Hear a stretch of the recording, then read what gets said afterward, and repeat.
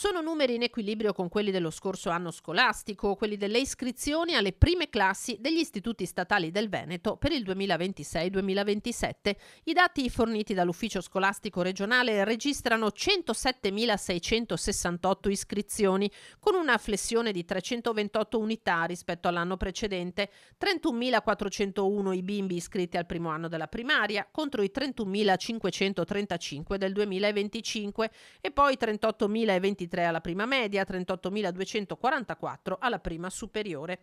Distribuzione territoriale degli studenti in equilibrio. Nella scuola primaria le famiglie per il 56,7% hanno scelto il tempo pieno, mentre le 27 ore settimanali sono state richieste dal 30%.